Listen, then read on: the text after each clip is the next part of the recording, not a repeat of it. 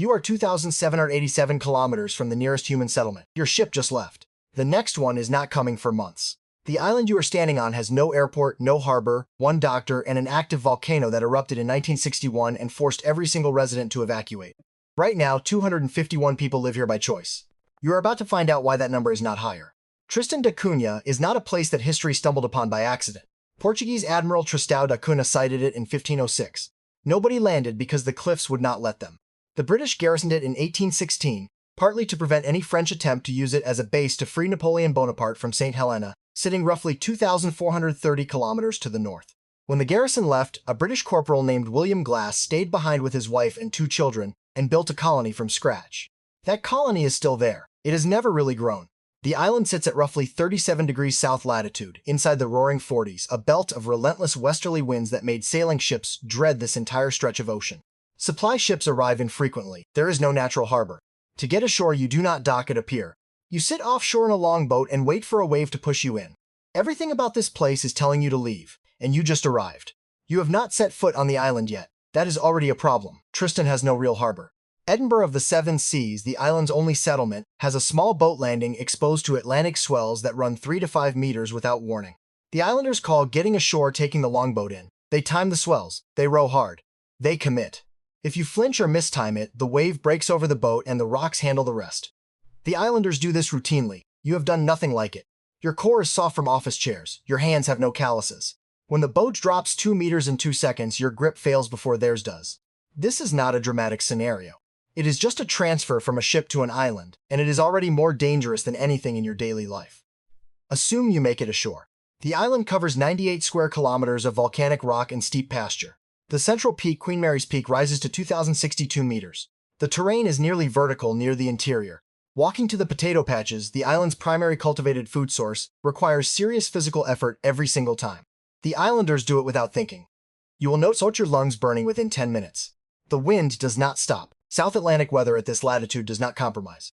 Horizontal rains, sudden fog, temperatures dropping without warning. Your modern waterproof jacket helps for a while. But the islanders wear oilskins they have repaired themselves, read cloud formations the way you read traffic, and have spent their entire lives learning which gullies channel wind into speeds that knock you sideways. You are physically capable of surviving this terrain, but you are not efficient at it. An inefficiency on a remote island costs you calories you cannot easily replace. And this is where most people die, not spectacularly. They just run a caloric deficit they cannot fix. You have been here 3 weeks. You have met everyone on the island, all 251 of them. That is not an exaggeration. There are no strangers left. There are no new conversations. There is no option to drive to the next town, no streaming service, no social feed, no way to decompress from a difficult interaction by simply avoiding that person for a few days. Difficult interactions will happen, because this is a real community with real history running back 2 centuries. The island has roughly 80 families, and those families have been intermarrying since the 1800s.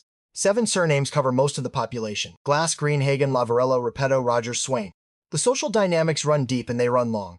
An argument in Edinburgh of the Seven Seas does not fade because the parties went home to different neighborhoods. There are no different neighborhoods. Everyone sees the fallout. Everyone has a position.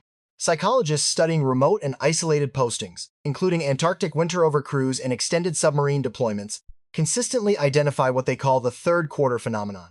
Around the 60 to 75% mark of a long isolated posting, psychological distress peaks sharply.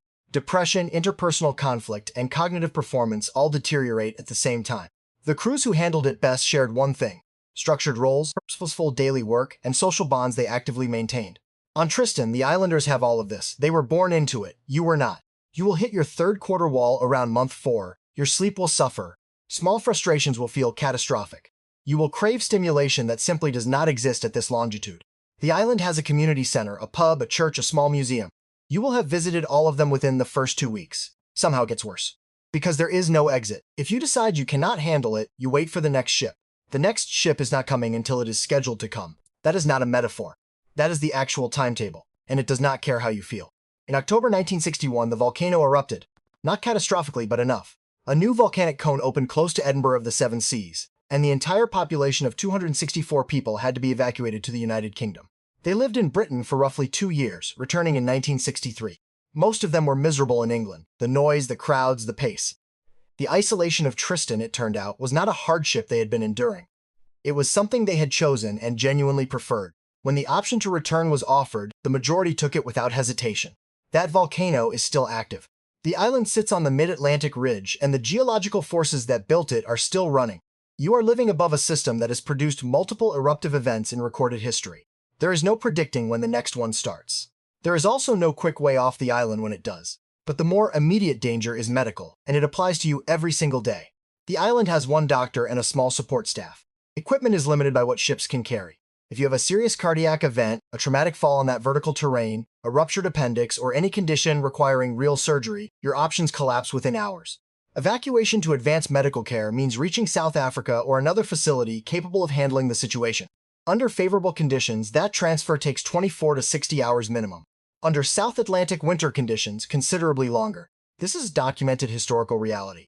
The island's records include deaths from conditions that a modern emergency room resolves in under an hour. You are not in a world where that hour is available to you. Nobody in the modern world is ready for this. Could you survive Tristan da Cunha? Technically, yes. People do. But surviving and thriving are different questions, and the islanders are not enduring their situation. They built their entire identity around it. That distinction matters more than any piece of gear you could pack. The failure point for modern visitors is not starvation, not the volcano, not a rogue wave during the landing. It is the complete dismantling of every psychological support structure you never knew you depended on. Novelty, options, exit, the ability to be anonymous for even one afternoon. All of it disappears the moment the ship clears the horizon. The people best positioned to last are those with genuine trade skills, the capacity to find deep meaning in repetitive physical work, strong social intelligence under pressure, and zero dependence on the kind of stimulation that the modern world delivers constantly. And Tristan da Cunha does not deliver at all. That is a very short list of people. You are probably not on it, but now at least you know why. This has been Could You Survive? New videos every week putting you inside history's most impossible situations. If this made you appreciate your ability to simply leave somewhere, subscribe, because next time, leaving is not an option either. See you then.